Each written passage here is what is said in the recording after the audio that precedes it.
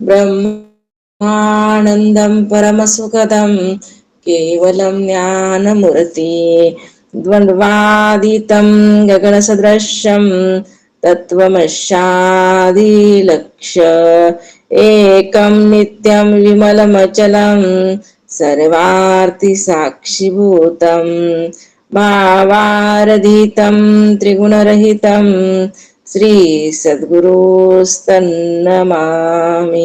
सच्चिदानंद सद्गुरुनाथ महाराज की जय। सद्गुरु मागीर महाराज की जय। सद्गुरु बालासाहेब महाराज की जय। ब्रह्मपुत्र रंगनाथ महाराज की जय। शांती ब्रह्म एकनाथ महाराज की जय। दशक 10वा, समास 7, पान क्रमांक 388, ओवी क्रमांक 24।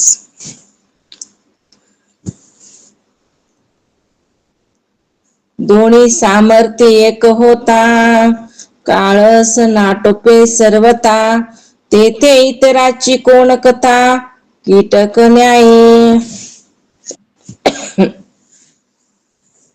समर्थ गुरु शिष्याचा संवाद आहे.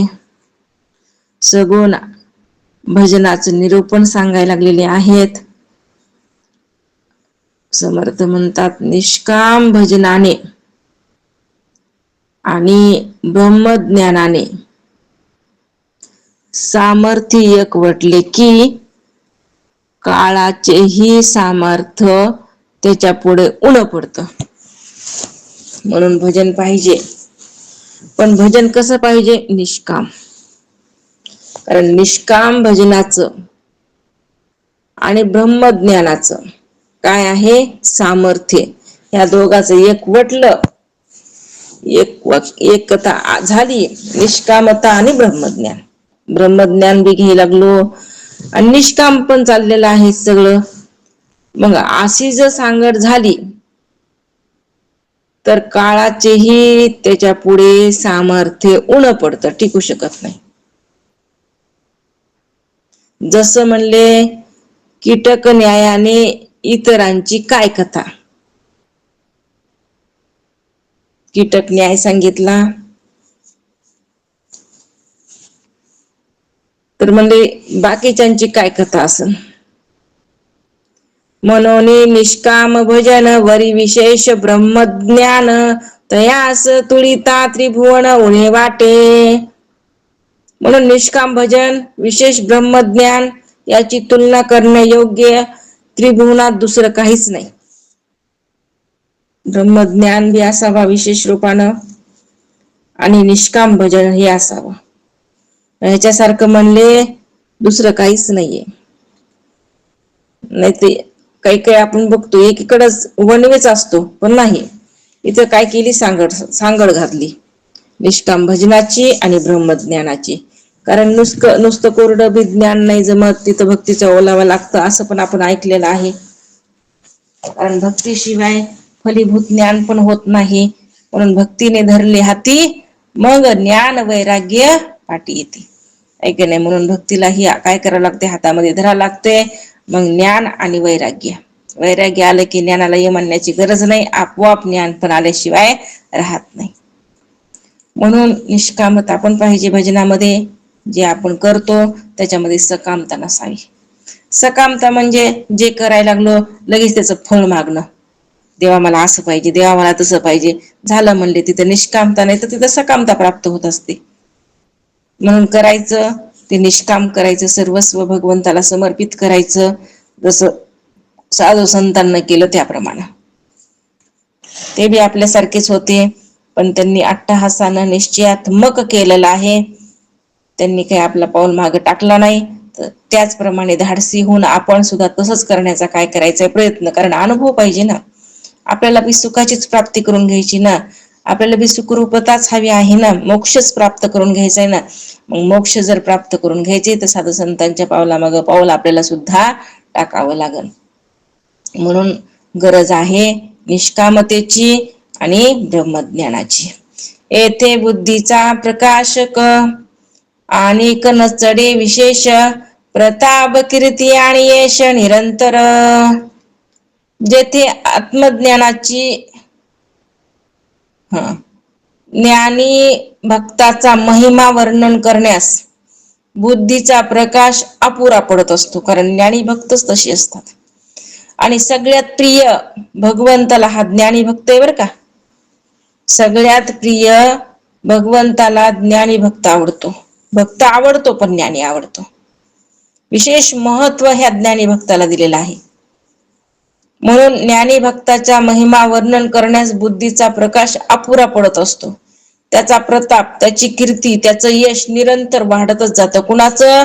ह्या ज्ञानी भक्ताचं. ह्या ज्ञानी भक्त जो आहे त्याचा महिमा अगदी म्हणले वाढत वाढत जात असतो, निरंतर वाढण्यावरच असतो. त्याची कीर्ती, त्याचा प्रताप हे सर्वस्व कशाला व्हायला लागलेलं आहे? कारण काय पत्करलेलं आहे ह्या ज्ञानी भक्तानं? तर निष्काम भजन आणि विशेष ज्ञान म्हणजे ब्रह्मज्ञान ह्याचे काय केलेले आहे? स्वीकार केलेला आहे. आणि म्हणून त्याला काय झालेलं आहे? निरंतर त्याच्या यशामध्ये वाढ होत चाललेली आहे. निरूपणाचा विचार आणि हरिकथेचा गजर, ते होती तत्पर प्राणी मात्र. जेथे आत्मज्ञानाची चर्चा, निरंतर चर्चा कुणाची आहे? आत्मज्ञानाची. आणि हरिकथेचा गजर निरंतर होत असतो. आत्मकथा आहे, हरिकीर्तनाचा गजर आहे. अशा सत्पुरुषाकडे प्राणी मात्र तत्काळ आकर्षित होत असतात, असं पण इथं समर्थ सांगत आहेत. जेथे भ्रष्टाकार घडेना, तो परमार्थ ही दडेना, समाधान विघडेना निश्चयाचे. तर समर्थ सांगतात की अशा सत्पुरुषाजवळ आचार भ्रष्टता अथवा दांभिक अभिमानादी परमार्थ भ्रष्टता यांचा लवलेशही नसतो. दांभिकता नसते, भ्रष्टता नसते सत्पुरुषाजवळ बर का. आचार भ्रष्टता नाही, आचार शुद्ध, भाव ही शुद्ध, दांभिक नाहीये. कुणाची प्रगती देखवत नसेल, कुणी आपल्या समोर चाललेला असेल, कुणी त्याची वावा केलेली देखवत नसते, हा दांभिकपणा असतो बर का. आणि हा पण नसायला पाहिजे. अभिमान नसायला पाहिजे. माझ्यासारखं श्रेष्ठ कुणीच नाही, माझ्यासारखं श्रेष्ठ कुणीच नाही, हा दांभिकपणा आहे. आणि ह्याला काय होते? परमार्थ भ्रष्ट होत असते. म्हणून ह्या दांभिकपणाचा, ह्या अभिमानाचा लवलेशही नसला पाहिजे सत्पुरुषाजवळ. जर असा दांभिकपणा, अभिमान जर असेल, त्याला सत्पुरुषही कोणी म्हणणार नाही. त्याचा परमार्थ कधीही लपून राहत नाही. आणि स्वस्वरूपानुभव आल्यामुळे त्याला जे निश्चयात्मक समाधान लाभत असते, त्यात कधी बिघाड बी होत नाही. कारण का? तो सत्पुरुष आहे. आचरण शुद्ध आहे, अंतकरण शुद्ध आहे, परमार्थात निरंतर मग्न आहे. असा जो सत्पुरुष आहे, असा जो महात्मा आहे, तर त्याला सुस्वरूपाचा अनुभव आल्याशिवाय राहत नाही. आणि एकदा का अनुभव आला की त्याला निश्चयात्मक समाधान लाभते. आणि त्या समाधानामध्ये, त्या शांतीमध्ये कधीही बिघाड होत नाही. म्हणून तर म्हणले अशी परमशांती हवी आहे आम्हाला. परमशांती, निर्विकल्प स्थिती, अशी जी सीता, शांतिरूप सीता, त्या शांतिरूप सीतेला समरस करणारे, समरस होणारे संत असतात. कारण शांतिरूपी सीतेलाच वरलंय ना त्यांनी. तिच्याच गळ्यात काय केलेली आहे? वरमाला घातलेली आहे. आणि निरंतर परम शांतीमध्ये डुबलेले आहेत. म्हणून शांती परते नाही सुख, तेथे राहू निरंतर, असा त्यांचा दृढता असते त्यांच्या भावामध्ये. सारासार विचार करणे, न्याय अन्याय अखंड पाहणे, बुद्धी भगवंताचे देणे पालटेना. सार असार विचार करणं. सार काय आहे, असार काय आहे, हा विवेकाचा विचार नेहमी विवेक असावं बरं का जवळ. साधकानं विवेकाला सोडायचंच नसतं. विवेक जर जवळ असेल ना, म्हणून तर महाराज म्हणायचे विवेक रूपी खड्ग हातामध्ये धरत जा आणि निरंतर एक गाव दोन तुकडे करायचं शिकत जा. सत्य मिथ्याचा निवाडा तुम्हाला करताच आला पाहिजे. निवाडा करायचाच ना, बाजूला सरकायचे का नाही, त्याचा निश्चय बी करता आला पाहिजे. सार काय आहे आसार काय आहे कळालं आम्हाला. नामरूप कुणाचं, मायेचं, अस्थिभाती प्रिय कुणाचं, परमात्म्याचं आम्हाला कळायला लागले. सार कळालं आसार कळालं, पण स्वीकार कोणाचा करायचा आणि त्याग कोणाचा करायचा हे बी कळावं ना. निश्चयात्मक त्याच्यामध्ये दृढता असावी ना. नाही अस्थिभाती प्रियाचा स्वीकार करायचा आहे, नाही ब्रह्मतत्वाचा स्वीकार करायचा आहे आणि बाकी उरलेलं नाम रूपाचा त्यागच करायचा आहे, असा निश्चय व्हावा लागतो. तोच तर सार आणि आसाराचा विचार आहे. आणि असा सार असा विचार करणं, अखंड योग्य अयोग्य पाहून त्याप्रमाणे वागणं. नुसता विचार नाही तर तसं वागायचंय, तसं त्याच्यामध्ये प्रवेश करायचा आहे. आसक्ती ठेवायचीच नाहीये. मिथ्याच्या ठिकाणी आसक्ती कशी राहील? खोट्याच्या ठिकाणी आसक्ती राहते का? खोटच आहे ना ते. जाऊ द्या, द्या सोडून. खोट्याला काय करायचं, टाकून द्यायचं, खऱ्याला धरायचं. पण खरं ह्याला कळण आणि खोटं हे टाकल्याशिवाय धरल्याशिवाय राही ना. धडधड दिसायले पण त्याचा नाश व्हायलाय ना. दिसायले खोट पण टिकायला लागले का नाही टिकायला. जे टिकत नाही त्याला सत्य कसं म्हणता येईल? जे टिकतच नाही त्याला सत्य म्हणायचंच नाही. जे टिकते त्याला सत्य म्हणा. अस्थिभाती प्रिय जे ब्रह्मस्वरूप आहे ते टिकणार आहे. जशाला तसं आहे. अहो अखंडित जैसे तैसे. नाही जात कोठे येतो फिरून या, वावगाची वाया. कुठं जायचं नाही, कुठं यायचं नाही, काही नाही कुणाला, त्या तत्वाला. ते अखंड आहे, त्याचा खंड कधीच नाही. त्याला धरून राहायचे. जात्यामध्ये सगळे दाणे पिसल्या जातात, पण सगळेच नाही. जे खुंट्याला धरून असतात ते कुठं पिसले जातात?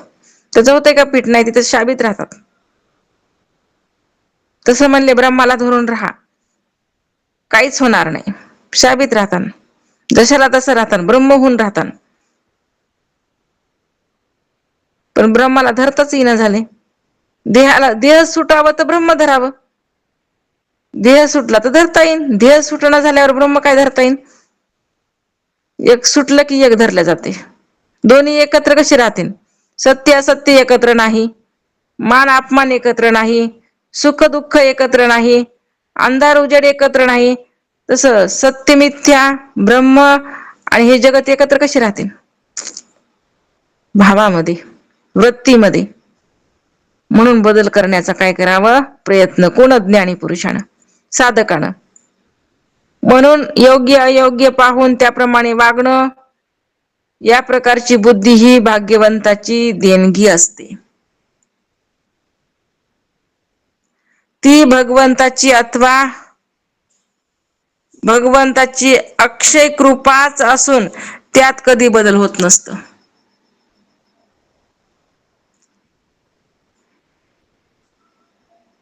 भक्त भगवंती अनन्य, त्याशी बुद्धी देतो आपण. एथरती भगवत वचन सावध ऐका. जो भक्त भगवंताशी अनन्य झालेला असतो, जो भक्त भगवंताशी अनन्य झालेला असतो, त्यास भगवान स्वतःच अशी बुद्धी देतात. म्हणून सर्वस्व त्याला समर्पित करावं लागते. अनन्य भाव ठेवावा लागतो. अनन्य भावानं भक्ती करावी लागते. अनन्य भावानं भक्ती करणारा कोण? राजा बळी. सर्वस्व समर्पित केलं भगवंताला, काहीच ठेवलं नाही जवळ. असं अनन्य भावानं शरण जाणं खूप महत्वाचं आहे. म्हणून महाराज सांगतात,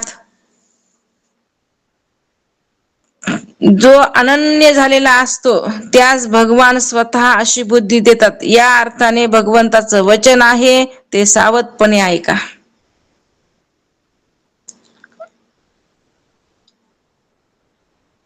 ददामी बुद्धी योगम तम येन मामुपयांती ते. मी त्यांना अशी बुद्धी देतो की त्या योगे ते मलाच येऊन मिळतात. कुणाला पण जे अनन्य भावाने सर्वस्व समर्पण केले भगवंताला. मग भगवंत म्हणतात मी त्याला अशी बुद्धी देतो की त्या योगे तो मलाच प्राप्त होतो. मनोनी सगुणी भजन वरी विशेष ब्रह्मज्ञान प्रत्ययाचे समाधान दुर्लभ जगी. म्हणून सगुण भजन आणि त्याहून विशेष म्हणजे ब्रह्मज्ञानाच्या साक्षात अनुभवाच्या योगे प्राप्त होणारे समाधान या गोष्टी जगात अत्यंत दुर्लभ आहे. सगुण भजन आणि त्याहूनही काय आहे विशेष म्हणजे ब्रह्मज्ञानाचा साक्षात्कार. आणि हे कसं आहे जगतामध्ये अगदी दुर्लभ. इति श्रीदास बोधे गुरु शिष्य संवादे सगुण भजन निरूपण नाम समास 7वा समाप्त. इथं 7वा समास त्याच्यामध्ये सगुण भजनाचं निरूपण समर्थाने इथं केलेलं आहे. आता प्रचित निरूपण आपल्याला ह्या 8व्या समासामध्ये सांगणार आहेत. दशक 10वा समास 8वा.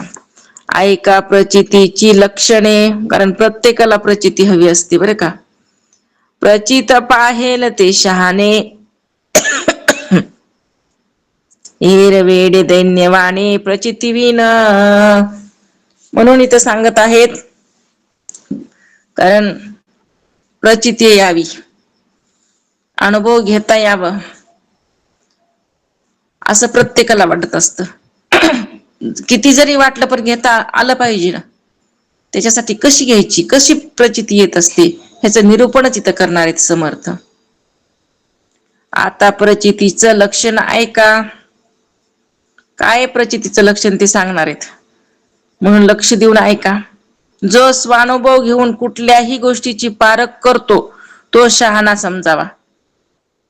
जे कोणी प्रचिती घेतच नाही ते वेडे आणि दैन्यवान जाणावा. आता जे स्वतः अनुभव घेतात आणि अनुभव घेतात त्यांना शहाणं म्हणावं. प्रत्येक गोष्टीचा अनुभव घेऊन बघायचा असतो, प्रत्येक गोष्टीची पारख करायची, असे शहाणे असतात. पण जे कोणी प्रचिती घेतच नाहीत ते वेडे असं इथं सांगायला लागले समर्थ, ते दैन्यवान आहेत. नाना रत्ने नाना नानी परिक्षुणी न घेता हानी प्रचित न येता निरूपणे बैसोच न आता बघा अनेक रत्न आहेत, नाना नाणी आहेत, त्याची परीक्षा न करता जर घेतली तर नुकसान ठरेल का नाही ठरणार? ठरतय ना. म्हणून नेहमी काय केलं पाहिजे, परीक्षण केलं पाहिजे. ज्या निरूपणात वक्त्याचा स्वानुभव प्रगट होत नसेल, स्वतः जर अनुभवच नसेल तर ते ऐकायला बसूच नाही. म्हणून स्वानुभव असणं सुद्धा कसं आहे, खूप महत्वाचं सांगितलेलं आहे. तुरंग शस्त्र दमून पाहिले बरे पाहता प्रचितीस आले तरी मग पाहिजे घेतले जाणते पुरुषी. घोडा आणि शस्त्र यांना आधी आजमावून पाहिलं पाहिजे. बरे आहे, आता घोडा असू द्या शस्त्र असू द्या, तर त्या घोड्याला आणि शस्त्राला जर खरेदी करायचं असेल तर पहिले काय केलं पाहिजे, ते आजमावून पाहिलं पाहिजे. आहे का योग्य घोडा, शस्त्र बरोबर आहेत का नाहीत, अशी आजमावून पाहिलं व बरे आहेत असं वाटलं की अशी प्रचिती आल्यावर मग ते जाणत्या पुरुषाने खरेदी केली पाहिजेत, असं इथं समर्थ सांगायला लागलेत. प्रचिती कशी असते, आता आपण मार्केटला गेलो, काही आपल्याला विकत घ्यायचं, अगोदर आपण काय करतो, पाहतो ना, 4 खेप पाहतो, नीट आहे का नाही व्यवस्थित बघतो आणि मग त्याची काय करतो, खरेदी. तसंच आहे बीज उगवेलेसे पाहावे, तरी मग द्रव्य घालून घ्यावे. प्रचित आली ऐकावे, निरूपण बीज उगवेल हे आधी पहावे. मग द्रव्य देऊन ते खरेदी करावे.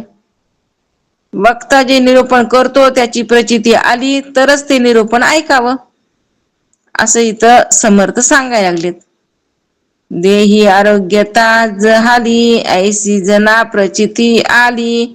तर मग अगत्य घेतली पाहिजे मात्रा.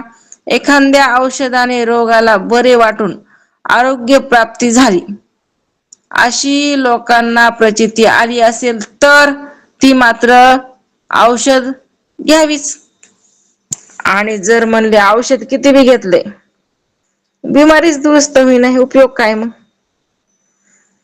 औषध जरी चांगलं असेल, बरं देणारा बी चांगला असेल, तरी पण कस काय गुण येत नसल बरं?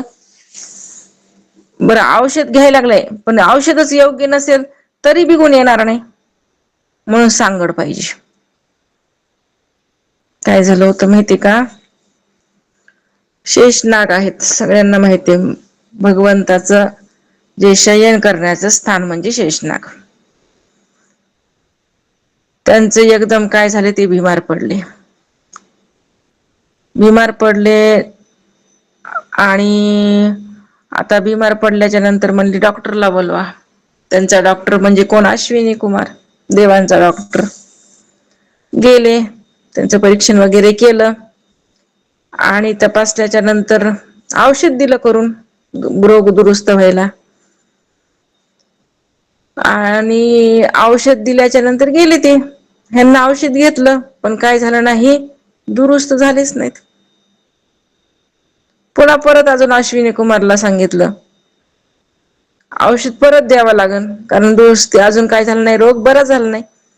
ठीक आहे म्हणे, अजून दिलं औषध. औषध दिलं तरी पण रोग बराच होईना. ते म्हणे मी तर योग्य औषध द्यायला लागलो, तरी पण ह्यांचं रोग का बरा होत नसेल, ह्यांची बिमारी का जात नसेल? ठीक आहे बरं म्हणे. आणि ते सगळे म्हणत काय हो म्हणे अश्विनी कुमार, तुम्ही असे कसे म्हणे सगळ्यांचे रोगावर योग्य काय करतात, औषध देतात, आणि आमच्या शेषनागाचाच का बरं ही बिमारी दुरुस्त होत नसेल बरं? ते म्हणे मी तर औषध बरोबर द्यायलो, नेमकं व्हायले काय? ठीक आहे म्हणे, काय हरकत नाही, देतो. अजून त्यांनी औषध तयार केलं आणि दिलं ना. आता म्हणे माझ्या समोर घ्या बरं. शेषनागांना म्हणे आता हे औषध काय करा, माझ्या समोर घ्या. ठीक आहे म्हणे. मग ते काय करू लागले, त्या औषध वाटीमध्ये घेतलं आणि पिऊ लागले. पीत असताना जेव्हा ते प्यायला घेतलं, तर बाकीचे त्यांच्या डोळ्यातून काय होऊ लागलं, ते विष जे आहे ते पिण्याच्या अगोदरच त्याच्यामध्ये पडू लागलं. ते विष जे आहे त्या औषधामध्ये पडू लागलं, आणि ती मग आता औषध पिण्याच्या अगोदरच निकामी होऊ लागलं ना. पिण्याच्या अगोदरच निकामी होऊ लागलं, मग ते निकामी औषध काय काम करणार आहे? मग हे वर्म त्यांच्या लक्षात आलं. पुन्हा अजून एकदा म्हणले, डबल औषध तयार केलं, तेच औषध आहे, 4दा औषध दिलं पण तेच आहे, त्याच्यामध्ये बदल नाही बरं का. आता म्हणे वर्म कळालं, आता तुम्ही काय करा म्हणे, शेषनाग तुम्ही तुमच्या डोळ्याला पट्ट्या लावा म्हणे. आता शेषनाग त्यांना किती फण्या असतात? शेषनागाला 1000 फण्या, आणि त्यांचे डोळे किती? 2000. मग 2000 पट्ट्या लावल्या डोळ्याला, प्रत्येक डोळ्याला पट्टी लावली. आणि मग आता औषध केलं तयार आणि दिलं प्यायला. औषध पिलं, रोग दुरुस्त झाला. म्हणजे काय झालं होतं, वर्म कळालं होतं, औषध तेच होतं, औषध देणारा योग्यच होता, पण घेणाऱ्यानं काय करत होता, चूक करत होता. पण जेव्हा योग्य पद्धतीने औषध घेतलं, काय झाला, रोग दुरुस्त झाला. म्हणून काय करावं लागतंय, पथ्य सांभाळावं लागतंय, काही असू द्या, आहे का नाही? म्हणून महाराज म्हणले ब्रह्मरस घेई काढा, तेने पिडा वारेन. हे बरोबर आहे, ब्रह्मरसाचा काढा घ्या, त्यांना अज्ञान रूपी बिमारी तुमची दुरुस्त होणारच, गॅरंटी आहे. पण तिथं पाहिजे पथ्य. पथ्य नाम विठोबाचे आणि कनवाचे सेवेसी. कशाचं पथ्य सांगितलंय? हा, इकडं ब्रह्मज्ञान घ्यायचं, संसार करायचा सांगितलं का? ब्रह्मज्ञान चालूच आहे आणि संसारावर संसार इकडे बी चालूच आहे. दोन्हीची भेसळ व्हायली का नाही. अहो ते औषध घेतलं पण अगोदरच निकाम व्हायला लागले. कारण का त्याच्यामध्ये संसाराचे विष पडायला लागले. बरोबर आहे ना. म्हणून काय होई नाही आम्हाला प्रचितीच नाही. मग त्याच्यासाठी काय करावं लागेल पथ्य नाम विठोबाचे पथ्य पाळा ना. पथ्य पाळलं ना तुम्हाला संसार करू नका म्हणत नाहीत. संत महात्मे संसार करू नका करा ना. पण करा पण कसा करा.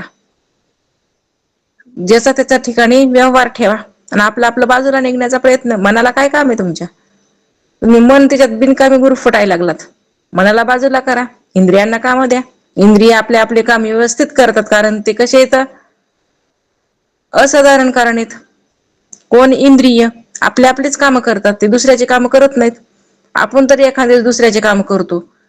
पण इंद्रिय अजिबात करत नाही. हाताचेच काम करणार. डोळे डोळ्याचेच काम करणार. कान कानाचेच काम करणार. वाणीचच काम करणार. हे एकूणमेकी इथं पार्ट बदलत नाहीत. आपलं मन असो किंवा नसो थाऱ्यावर. म्हणून काय करायचं आपल्या मनाला चिंतन द्यायचं.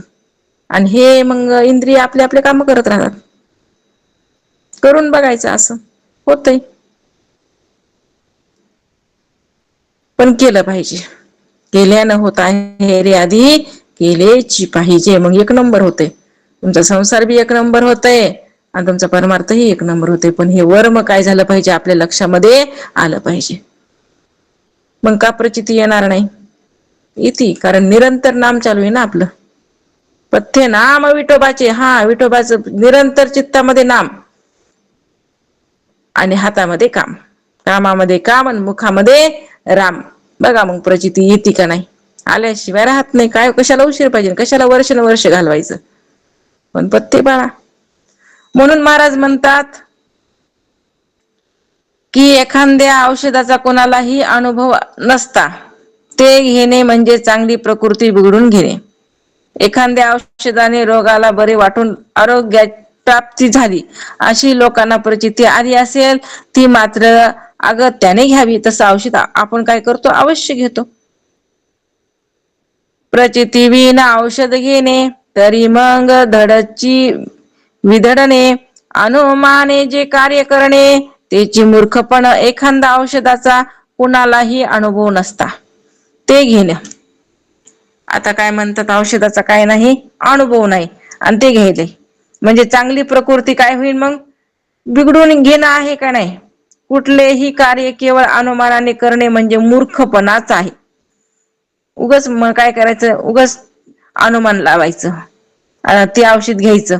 मग काय होईल म्हणले अरे चांगली प्रकृती बिघडून जाईल ना तुझी. मग कुठेही अनुमान लावायचं नसते.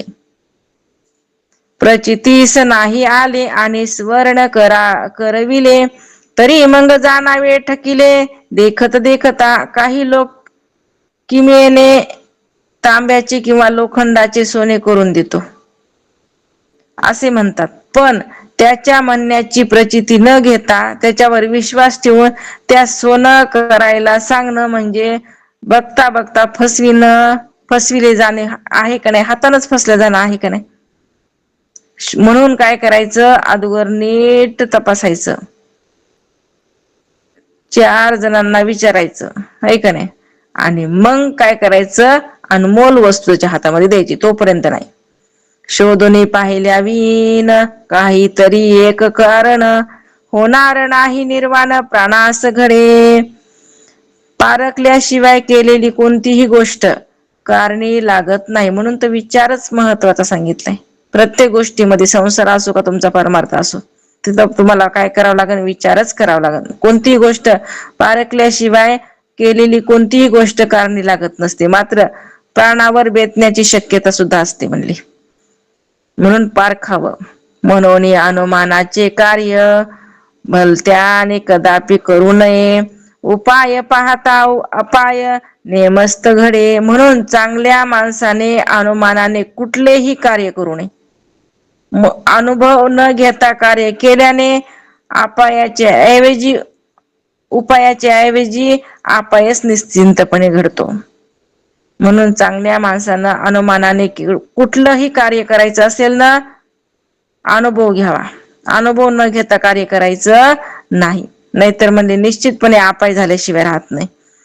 पाण्यातील म्हैसीची साठी करणे ते बुद्धीच खोटी, शोधल्या विनही पुटी होणे घडे. पाण्यात बसलेली म्हैस तिची नीट पारख न करता खरेदी करणे म्हणजे मूर्खपणा. नीट तपास न करता खरेदी केल्याने शेवटी कष्टी व्हावे लागतं बरं का. म्हणून तपासल्याशिवाय खरेदी करायची नाही. विश्वासे घर घेतले ऐसे किती नाही ऐकिले, मैदे मेंदावे केले तरी ते शोधिले पाहिजे. म्हणून केवळ दुसऱ्याच्या विश्वासावर घर घेतलं असे कोणी कधी ऐकलं आहे का सांगा बरं. म्हणून कपटी माणसाने कपट केलं तर ते आधीच जाणून घेतलं पाहिजे. नाही तर त्याच्यामध्ये फसलं की मग कुठूनच काय होत नाही, बाजूला निघू शकत नाही. शोधल्या विण अन्न वस्त्र घेणे तेथे प्रणास मुकणे, लटक्याच्या विश्वास धरणे हेची मूर्खपण. नीट चौकशी न करता अन्न वस्त्र घेतल्याने प्राणास मुकण्याची पाळी येते. म्हणून चौकशी बी करणं अत्यंत गरजेचं. खोट्या माणसाचा विश्वास धरणे म्हणजे मूर्खपणाच होय. जे नेहमीच खोटं बोलतय त्याचा काय विश्वास धरायचा, माहितीय हे खोटं बोलतय, त्याचा जर विश्वास धरत असेल तर आपला मूर्खपणा नाही का ठरणार. आपलं नाही एक चान्स, कशाचा एक चान्स आला, नेहमीच त्याला कधी सत्य बोलणंच माहिती नाही आणि त्याला काही एक चान्स द्यायचाय मग. म्हणून आपण विश्वास करायचा नाही असं समर्थ म्हणतात. संगती चोराशी धरिता घात होईल तत्व टाठकू सिंतरू शोधिता ठाई पडे. चोराची संगती धरली तर निश्चितपणे घात होणार का नाही. नीट शोध घेतला तर कोण लबाड हे कळून येईल. म्हणून चोराची संगती नको. चोर बी कळावं लागतात कोण चोर आहेत. हे चोर काय करतात, आत्मरूपी धनाची चोरी करत असतात. मग अशी आत्मरूपी धनाची जी चोरी करतात ना, अशा चोरांपासून काय केली पाहिजे, आपण सावधगिरी बाळगली पाहिजे. कारण आत्मरूपी धन आहे ना सगळ्यात प्रिय आपलं. सगळ्यात प्रिय काय आहे, आत्मरूपी धनच आहे आपल्याला बरं का, बाकी काहीच नाही. वित्तात पुत्रे प्रिय हा, पुत्रात पिंडम पिंडात प्राणम प्राणात आत्मा हा प्रिय म्हणलेत का नाही. सगळ्यात प्रिय कोण, आत्मा. आणि ती आत्मवस्तू प्रिय आहे, तिची जर चोरी कोणी करत असेल तर त्या चोरापासून जरा सावध राहा. गैरसाळ तामगिरी कोणी नवी मुद्रा करी, नाना कपट परोपरी शोधून पहावे. खोटी नाणी करणारे, तांब्याची सोने करणारे, तसच खरी पण अधिकाराशिवाय ची नाणी करणारे, याप्रमाणे फसवणूक करणारे शोधून काढले पाहिजेत. कसं शोधायचं, सगळं आपल्याला संत महात्म्यांना काय केलंय, सांगितलेलं आहे. काय शोधायचं, कसं शोधायचं, सगळं व्यवस्थित त्यांच्या गाथा बघा तुम्ही. सगळं तुम्हाला ज्ञान ज्ञानेश्वरी मध्ये बघा तुम्ही, संसाराचं ज्ञान, परमार्थाचं सगळंच ज्ञान आहे. दिवाळखोराचा मांड पाहता वैभव दिसे उदंड, परी ते अवघे धोतांड भंड पुढे. दिवाळखोराचा पसारा पाहिला की तेथे उदंड वैभव दृष्टीस पडत असते, पण वास्तविक ते सर्व थोतांड असते. पुढे फजिती ठरलेलीच असते. तैसे प्रचिती विन ज्ञान तेथे नाही समाधान, करुणी भोवतांचा अनुमान अनहित झाले. त्याप्रमाणे स्वानुभव नसताना ज्ञान सांगणे म्हणजेच थोतांड समजावं. त्या व्यक्तीकडून खरं समाधान मिळणं शक्य नाही. पण स्वतःस अनुभव नसता अनुमानाने ज्ञान सांगून तो अनेक जणांचे अनहित मात्र करतो. म्हणून ज्ञान पण कुणाचंही ग्रहण करायचं नसतं, इथं सांगत आहे समर्थ. ज्याला अनुभवच नाहीये आणि ते अनुभवाच्या काय गोष्टी सांगणार आहे. ज्याला अनुभव आलेला आहे तो सांगन. म्हणून स्वानुभव नसता ज्ञान सांगणं म्हणजे थोतांड सांगितलेलं आहे. मंत्र यंत्र उपदेशिले नेनते प्राणिते गोविले, जैसे झाकून मारिले दुःख नाहीत. जसं अनुभव नसताना मंत्र यंत्रादीचा उपदेश करून अज्ञानी लोकांना ते फसवतात. एखाद्या दुखणेकऱ्याला झाकून ठेवून नंतर मारावे तसा प्रकार होतो. दुखणं बिचार दुरुस्त होणार होतं. त्याचं दुखणं दुरुस्त झालं बी असतं योग्य औषध दिलं असत, पण नाही म्हणले, त्याला झाकून ठेवले, मारलं त्याला. का उपयोग आहे त्याचा? तसा दगादा होत असते. म्हणून विचार करूनच काय केला पाहिजे, आपण आपला पाऊल टाकला पाहिजे. अनुभव नसेल ऐकण्याची गरज नाही. अनुभव आलेला असेल ऐका. आपल्याला जर काही सार्थक वाटत असेल तर ऐकलं पाहिजे. आपल्यामध्ये जर काही बदल होत असेल तर ऐकलं पाहिजे. आपल्यामध्ये बदलच होत नसेल तर मग सोडून दिलं पाहिजे. समजलं पाहिजे, अरे समोरच्याला अनुभवच नाही, मग ऐकून उपयोग नाही. समोरच्याला अनुभव असेल आपण ऐका अवश्य. वैद्य पाहिला परी कच्चा, परी प्राण गेला पोराचा, येथे उपाय दुसऱ्याचा काय चाले. बघा, एखाद्याचा मुलगा आजारी पडलाय, त्याने औषध उपचार करण्यासाठी वैद्य आणला, पण तो वैद्य होता अर्धवट ज्ञानी. ज्ञान असलेला कसा? अर्धवट ज्ञान. त्यामुळे काय झालं मग? त्यामुळे त्याच्या औषधानं त्या पोराचा प्राण मात्र गेला. तर तेथे दुसऱ्याचा काय उपाय चालणार आहे आता सांगा. मुलगा आजारी पडला होता, औषध पण दिलं, वैद्य पण आणला, औषध पण दिलं, पण प्राण वाचला नाही. काय कारण ठरलं? ते वैद्य कसा होता? अर्धवट ज्ञानी. मग अर्धवट काही कामाचं नाही. अर्धवट राम इथं जमत नाही, पूर्णत्व पाहिजे. पूर्णत्व असेल तर योग्य सल्ला देईन, योग्य औषध देईन. पूर्णत्व नसेल तर औषधीचं काय पडणार आहे?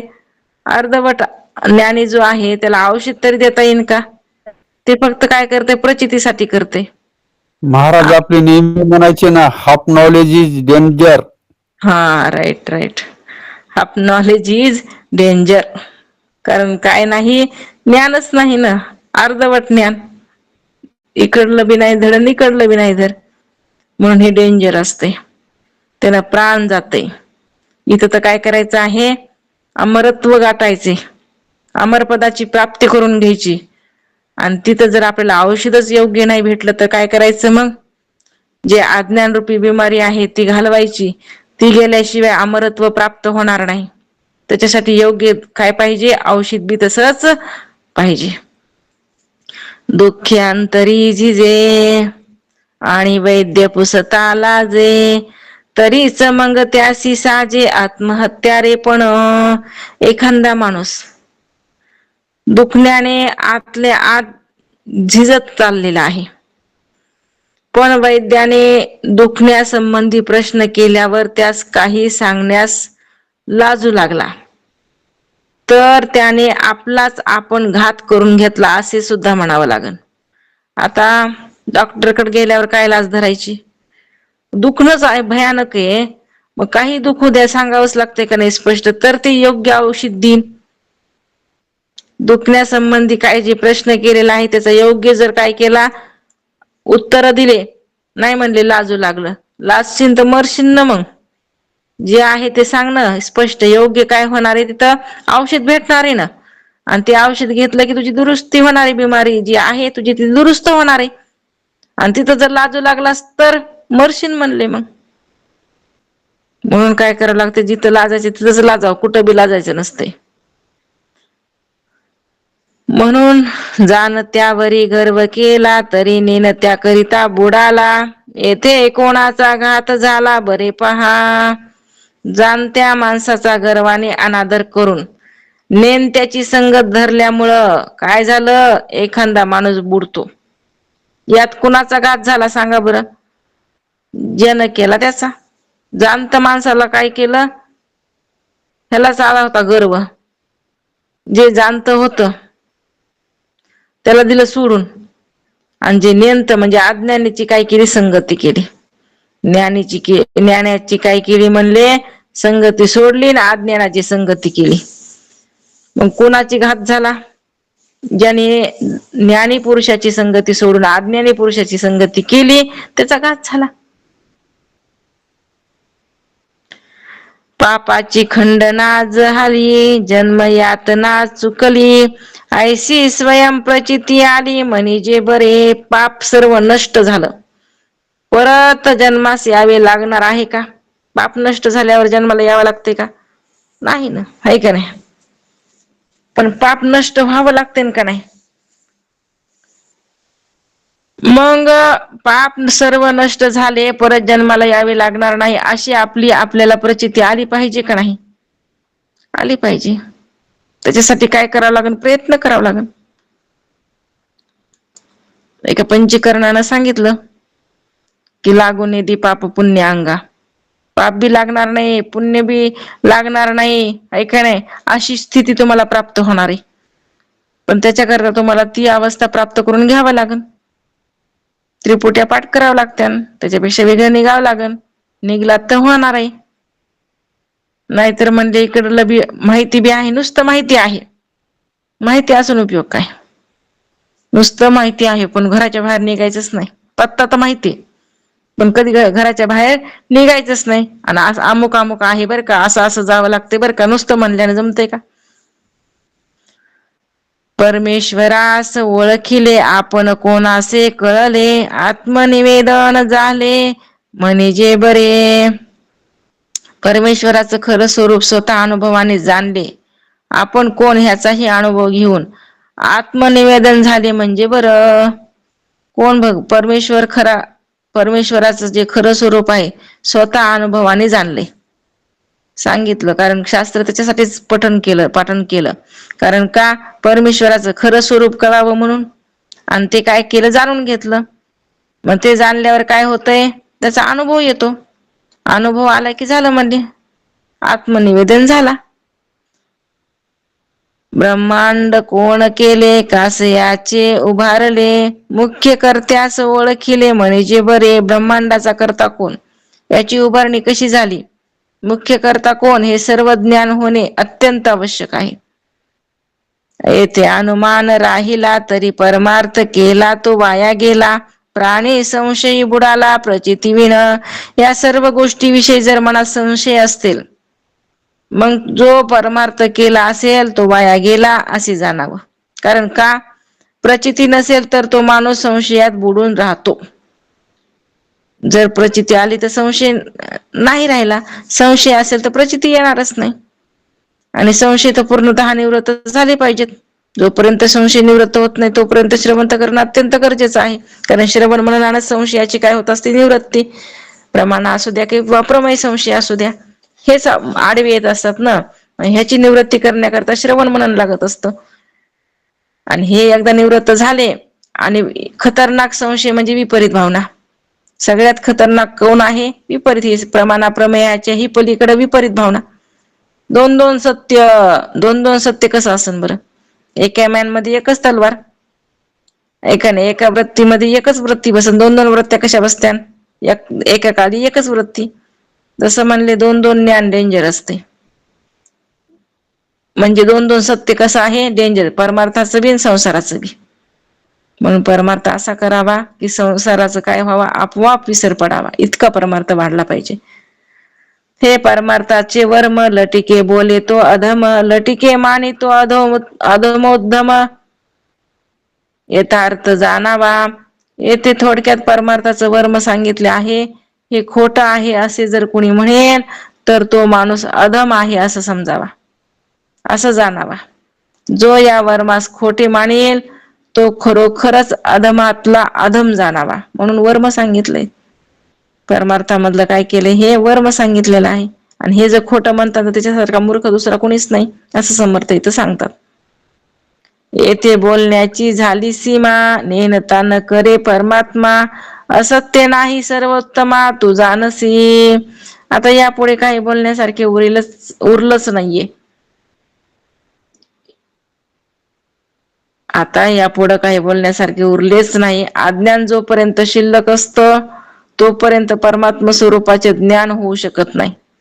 अज्ञान असल्यावर ज्ञान कसं होईल?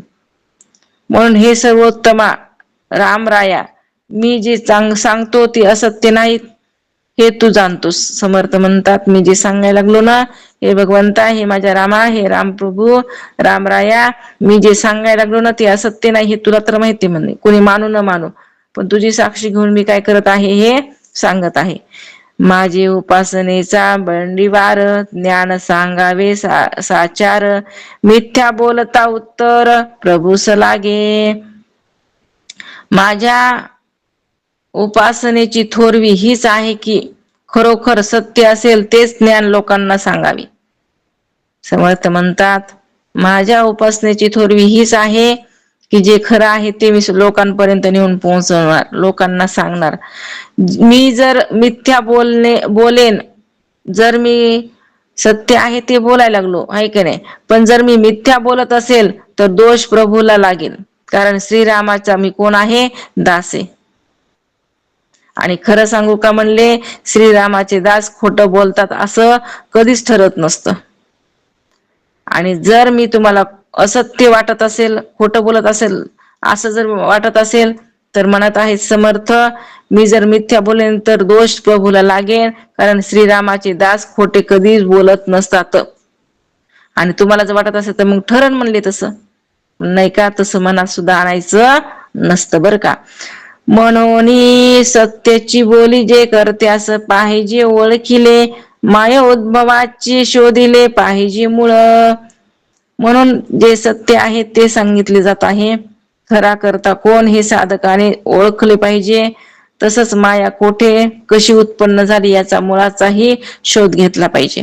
म्हणून साधकानं हे आत्मज्ञान ग्रहण करण्याचा प्रयत्न केला पाहिजे. सत्याचा शोध घेतला पाहिजे, मिथ्याचा शोध घेतला पाहिजे, सत्य मिथ्याचा निवाडा केला पाहिजे.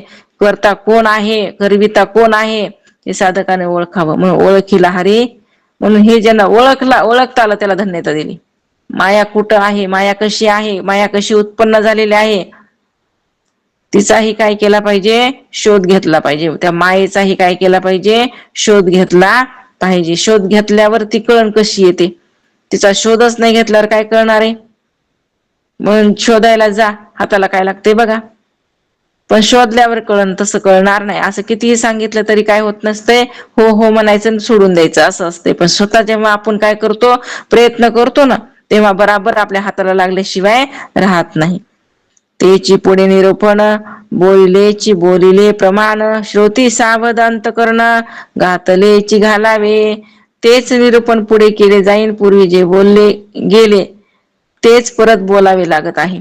तरी श्रोत्यांनी सावध होऊन पूर्ण लक्ष द्यावे असं समर्थ म्हणतात. सूक्ष्म निरूपण लागले, तेथे बोललेची मागुते बोलिले. श्रोत्यास पाहिजे उमजले, म्हणून या सूक्ष्म विषयाचे निरूपण करायचे असल्याने श्रोत्यांना ते नीट उमजावे म्हणून पूर्वी बोललेलेच फिरून बोलणे भाग पडत आहे बरं का. कारण डबल डबल डबल डबल का सांगायचं असतं? कारण लक्षात राहावं म्हणून. कारण चित्त काय झालेलं असतंय, संसारामध्ये डुबलेला असते ना, आणि त्या चित्ताला संसार सुधरू देत नाही. म्हणून एकदाच्यानं सांगितल्यानं दोनदाच्या सांगितल्यानं नुसतं वरून जाते. काल कितीदा घोकलं होतं, सच्चित आनंद हे पद असते भाती प्रियाचं आपण द्रष्टांत, 80दा घोकला तरी पण संशय पुढे आलाच का नाही. कारण का एवढ्यांदा सांगून सुद्धा लक्षात राहत नाही. इथं तर समर्थ म्हणतात मग का नाही सांगायचं डबल डबल निरूपण, सारखं सारखं डबल डबल करावंच लागते. तर त्या श्रोत्याच्या काय होईल, डोक्यामध्ये बसन. कारण का निका नाही ना, तो निका नाही. कारण का बरं निक का नाही म्हणायचं? कारण उत्तम नाही ना अधिकारी. बरं मध्यम म्हणावं तर मध्यम बी नाही, मध्यमला बी लवकर होते. कनिष्ठ, कनिष्ठाहूनही कनिष्ठ झाले, हे निकृष्ट झाले. कारण का लवकर काय होईना, बसच न झाले ना. जे कनिष्ठ अधिकारी आहे त्याला तरी दृष्टांत दिले तरी पटकीन लक्षात राहते, बाजूला निघते. हे समजलं म्हणते, उठल्यासारखं करते लगेच डोळे झाकून पडते, उठल्यासारखं करते लगेच डोळे झाकून पडते, अशी स्थिती आहे. कारण का बरं? सुदृढी नाही ना अज्ञान. अज्ञान रूपी झोप जी आहे ती काय होई नाही, सुदृढी नाही. ती मायेचा एवढा पगडा झालाय की ती माया काय होऊ दी नाही, बाजूला निघूच दिना झाली. म्हणून हे काय झालं, निकृष्ट झालेलं आहे. म्हणून ह्याला वरचीवर वरचीवर सांगून सांगून, कारण का लयच दगड कसा आहे म्हणले, म्हणजे लयच आकाराला यायला लयच त्याला उशीर लागायला लागलाय. कारण का लयच दगड ही आहे म्हणली कठीण आहे. फोडायला बी एकतर म्हणले फुटणं झालाय बराबर, आणि त्याला मूर्ती घडवायला लयच टाइम लागायलाय, लय त्याला घाव सोसावा लागायला. कारण का योग्य नव्हता ना. योग्यतेला आणण्याकरता बराच काळ त्याला द्यावा लागते. म्हणून महाराज इथे सांगत आहेत की सूक्ष्म विषयाचे निरूपण करायचे असल्याने श्रोत्यांना ते नीट उमजावे, म्हणून पूर्वी बोललेलेच फिरून बोलणे भाग पडत असते. म्हणून सारखं सारखं तेच ते बोलणे ह्यालाच तर अभ्यास म्हणतात ना. सारखं सारखं तेच ते विषयामध्ये आणणं हेच तर अभ्यास आहे. नेहमी काय करायचं, एकच वस्तू पटवून द्यायची, पण त्याच्याकरता अनेक युक्त्या, अनेक परयुक्त्या, अनेक दृष्टांत इथं आपल्याला काय करत असतात, हे संत महात्मे देत असतात बरं का. प्रचित पाहता निकट उडून जाती परिपाट, म्हणून हे खटपट करणे लागे. स्पष्ट आणि सूक्ष्म अनुभवाचा विचार केला की रूढीचे खंडन होते, म्हणून ही खटपट करावी लागत आहे. परिपाटेची जरी बोलिले तरी प्रचित समाधान बुडाले, प्रचित समाधान राखिले तरी परिपाट उडे. जन रूढीप्रमाणे बोलावे तर स्वानुभवामुळे प्राप्त होणारा समाधान मिळत नाही. बरं, प्रचितीचे समाधान मिळावे म्हणून प्रयत्न केला की जनरूढीशी विरोध भासतो. बघा इथं समर्थ स्पष्ट सांगतात, जर म्हणले जनासारखं वागायला गेलोत, जे जनासारखं चालायला गेलोत तर स्वानुभव येणार नाही, तिथं स्वानुभवाचं समाधान मिळणार नाही. आणि जर आपण प्रचितीमध्ये जर समाधान मिळवलं म्हणून इकडं जनरूढी जी आहे त्याचा विरोध भासन म्हणले. जनरूढी प्रमाणे जर वागलं तर स्वानुभव येणार नाही, आणि स्वानुभव प्राप्त केल्याच्या नंतर जनरूढीप्रमाणे वागता येणार नाही, तिथं विरोध होईल. ऐशी सांगडी दोन्हीकडे, म्हणून बोलले बोलणेकडे, दोन्ही राखून या कोडे उकलून दाऊ. आता दोन्हीकडे अडकल्यामुळं अशा प्रकारे दोन्ही बाजूकडून अडचण उपस्थित होत असते, म्हणून बोललेलेच परत बोलावे लागत आहे. आणि दोन्हीचे रक्षण करून हे कोडे उकलून दाखवूया. आता दोन्हीकडून ठीक आहे, आता इकडलं जनरूढी प्रमाणे चाललं तर स्वानुभव येणार नाही. स्वानुभवाची प्राप्ती करायची असेल तर जनरूढीचा विरोध होईल. मग आता हे जे कोड आहे इकडला बी विरोध होऊ नये, प्रचिती बी यावी, हे जे कोड आहे ते उकलून आता काय करतो म्हणजे दाखवतो. समर्थ म्हणत आहेत, परिपाठ आणि प्रचिती प्रमाण दोन्ही राखून निरोपण, श्रोते परम विचक्षण पुढे जनरूढी आणि अनुभव या दोन्हीची प्रमाण्य राखून निरोपण केले जाईल. विचारवंत श्रोत्यांनी त्याचे पुन्हा पुन्हा मनन करावं. जे जनरूढी ती बी राखली पाहिजे आणि अनुभवही आला पाहिजे, दोन्हीचंही प्रमाण्य राखलं पाहिजे. मग आता हेच पुढे काय होणार आहे, निरूपण केलं जाणार आहे. म्हणून श्रोत्यांनी काय केलं पाहिजे, पुन्हा पुन्हा ते ऐकलं पाहिजे, त्याचं मनन केलं पाहिजे, त्याचं निधिध्यासन केलं पाहिजे. मग आपल्याला सुद्धा समर्थासाठी ते आल्याशिवाय राहणार नाही. श्रीदास बोधे गुरु शिष्य संवादे प्रचिती निरूपण नाम समाज 8वा समाप्त. अवधूत चिंतन. श्री गुरुदेव दत्त सच्चिदानंद सद्गुरुनाथ महाराज की जय. सद्गुरु मागीर महाराज की जय. सद्गुरु बालासाहेब महाराज की जय. ब्रह्मीपुत्र रंगनाथ महाराज की जय. शांती ब्रह्म एकनाथ महाराज की जय. जय महाराज. ओम पूर्णमद पूर्णमिदं पूर्णात् पूर्णमुदच्यते पूर्णस्य पूर्णमादाय पूर्णमेवावशिष्यते. मनोबुद्धि अहंकार चित्तानि नाहं न च श्रोत्रजिह्वे न च घ्राणनेत्रे न च व्योम भूमिर्न तेजो न वायु चिदानन्दरूप शिवोऽहं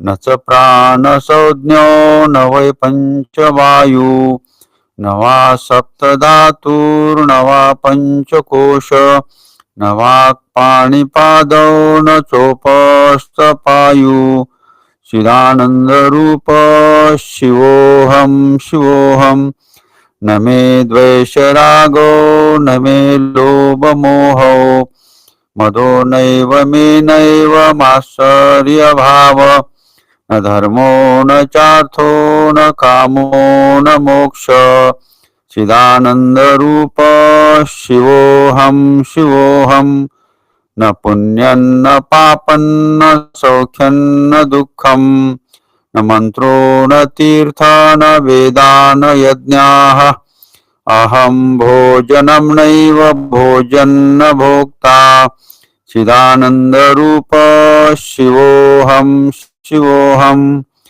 न मे मृत्युशङ्का न मे जातिभेद पिता नैव मे नैव माता न जन्म न बन्धुर्न मित्र न गुरुर्नैव शिष्य चिदानन्दरूप शिवोऽहं शिवोऽहम् अहं निर्विकल्पो निराकाररूपो विभुर्व्याप्य सर्वत्र सर्वेन्द्रियाणां सदा मे समत्वन्न मुक्तिर्न बन्ध चिदानन्दरूप शिवोऽहं शिवोऽहं चिदानन्दरूप शिवोऽहं शिवोऽहं चिदानन्दरूप शिवोऽहं शिवोऽहं पुंडलिक वरदाहरी विठ्ठल श्री ज्ञानदेव तुकाराम पंढरीनाथ भगवान की जय। मौली ज्ञानेश्वर महाराज की जय।